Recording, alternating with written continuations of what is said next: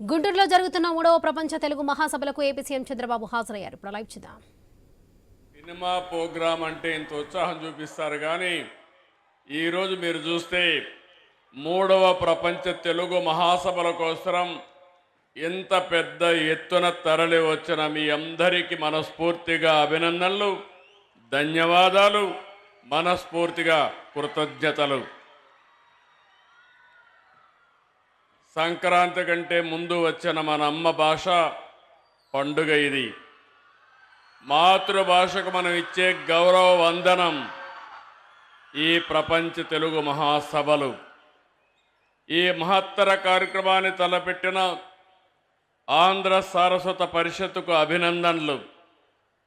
తెలుగువారి ఆత్మగౌరవాన్ని చాటి చెప్పిన శ్రీ ఎన్టీఆర్ గారి పేరున ఈ వేదికకు పేరు పెట్టినందుకు కృతజ్ఞతలు.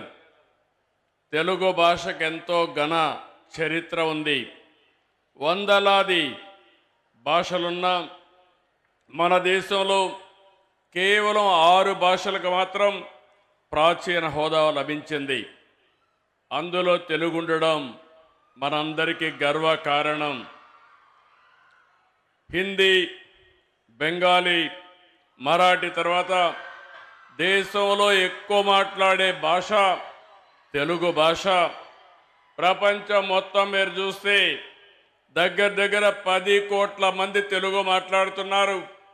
ఈరోజు ఈ మీటింగ్కి 40 దేశాల నుంచి ప్రతినిధులు వచ్చారంటే వారందరికీ స్వాగతం పలుకుతున్నా. ఆంధ్రప్రదేశ్ రాష్ట్ర ప్రభుత్వం తరపున చెప్పి మరొక్కసారి విజ్ఞప్తి చేస్తున్నాం. ఇలాంటి సభలు తెలుగు భాష పరిరక్షణకు, గొప్పతనాన్ని చాటేందుకు ఉపయోగపడతాయి. ఇందుకు మనస్ఫూర్తిగా ఆంధ్ర సారస్వత పరిషత్తుకి నా ధన్యవాదాలు.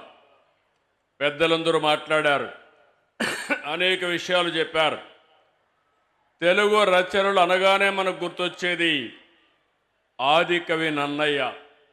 ఆయన రాసిన మహాభారతం, కవిత్రయం నుంచి అష్టదిగ్గజాల వరకు, గురజాడ నుంచి శ్రీ దాశరథి వరకు ఎందరో మహానుభావులు తెలుగు భాషకు పనిచేశారు.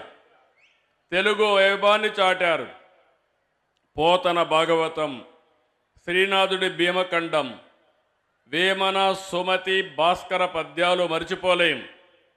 ఇప్పుడే పెంబసాని చంద్రశేఖర్ గారు చెప్పారు, ఆయన ఏ విధంగా అయితే పిల్లలు పెంచుతున్నారో అదేవిధంగా అందరం కానీ పిల్లల్ని పెంచగలిగితే తెలుగు భాష ఎక్కడికి పోదు, ప్రతి ఇంట్లో ఉంటుంది.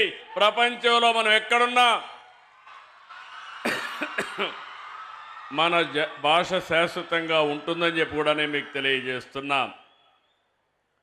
అన్నమయ్య, రామదాసు, వెంగమాంబ, మొల్ల ఇలా భక్తి మార్గంలోనూ తెలుగుకు వన్నె తెచ్చారు.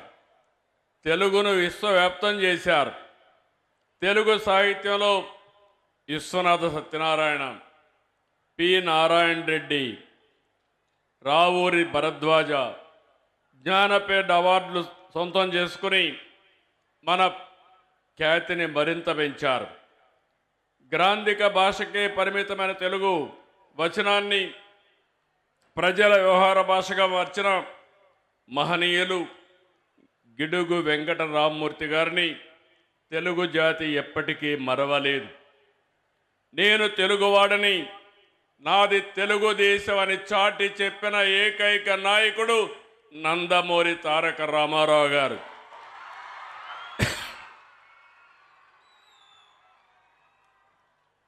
అప్పటి వరకు తెలుగు వారిని మదరాసీగా పిలుస్తూ ఉంటే కాదు, తెలుగువారు ఒకరున్నారని, తెలుగువారి ఆత్మగౌరవాన్ని ప్రపంచానికి చాటి చెప్పిన ఏకైక నాయకుడు ఎన్టీఆర్ అని చెప్పి కూడా మరొక్కసారి గుర్తు చేస్తున్నా.